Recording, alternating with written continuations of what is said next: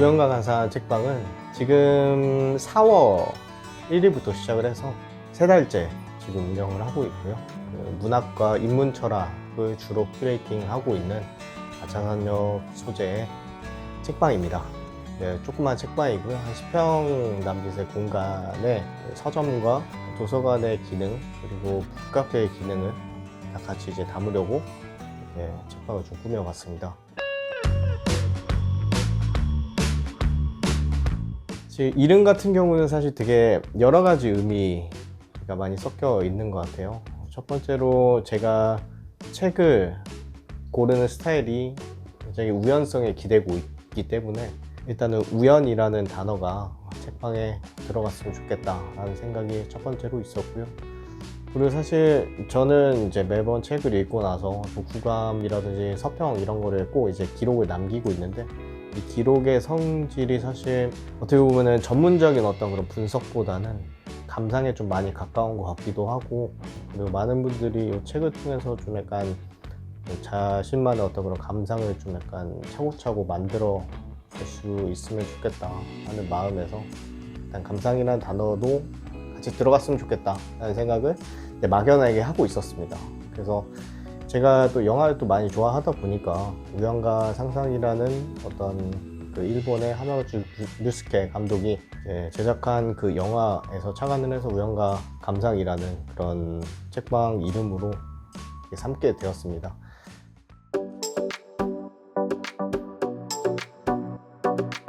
제가 책을 정말 가리지 않고 읽는 편이에요. 분야를 가리지 않아서 처음에 시작할 때 컨셉 자체는 계획과는 약간 좀 거리가 있는 우연이라는 그런 컨셉 아래서 정말 다양한 책을 둬야겠다, 가리지 않고 있는 습관처럼 이렇게 책방을 좀 꾸려봐야겠다라고 처음에 생각을 했었는데, 아무래도 저도 이제 책방 운영하면서 느낀 거긴 한데, 저는 제 스스로를 잡식성 독서라고 독서 습관을 가지고 있다고 생각을 했지만 보니까 저는 한쪽 좀 몇 군데 좀 치중이 되어 있는 그런 독서를 하고 있더라고요, 사실.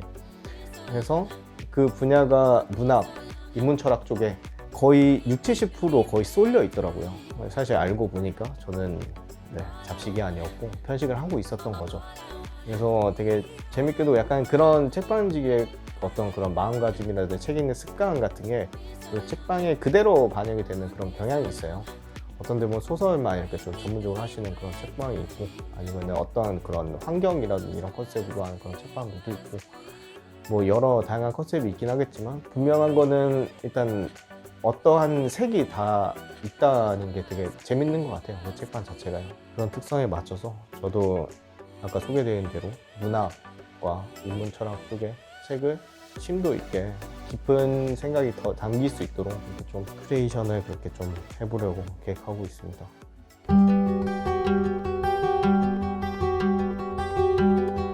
이 책방, 동네 책방, 그러니까 이 우영과 감상이라는 이 책방의 이제 가장 큰 장점이라고 하면은, 여기가 되게 특이한 게 아차산 하산로에 있는 상권에 있는 책방입니다. 그래서 정말 다양한 연령과 여러분들을 좀 만나실 수 있는 그런 기회가 있는 게 이 책방의 가장 큰 특징이지 않을까라는 생각이 듭니다.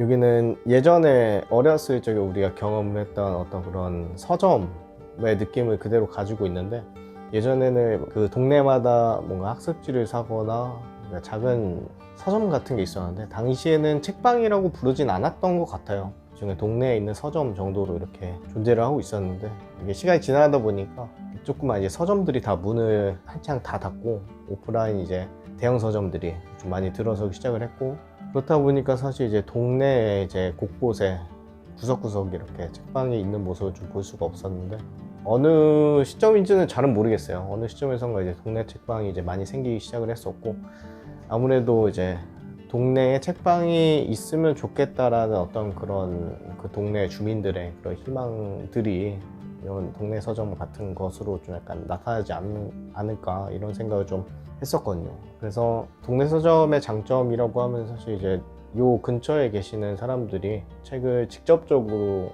직접 눈으로 보고 책방을 운영을 하고 있는 그 책방 지기들하고 이제 간단한 이야기 같은 거를 이제 나눌 수 있는 그런 공간, 그리고 나가서는 동네 책방 같은 경우는 보통 모임 같은 거를 합니다. 이게 하나의 주제나 키워드를 가지고 이렇게 서로 얘기할 수 있는 어떤 그런 장이 될 수 있는 그런 공간이 있다라는 게 동네 책방의 가장 큰 매력인 것 같습니다.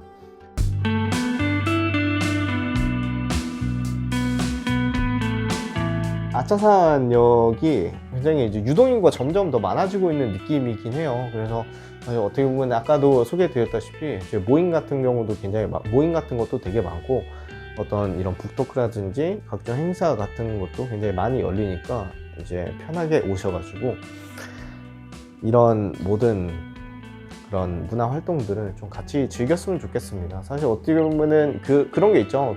우리가 뭔가를 배우기 위해서는 유튜브가 될 수도 있고 책이 될 수도 있긴 한데, 제일 빠르게 배우는 길은 이제 사람하고 얘기하면서 스스로 깨우치는 게 제일 빠르다고 생각이 들어요. 그것도 가장 오래 가기도 하고요.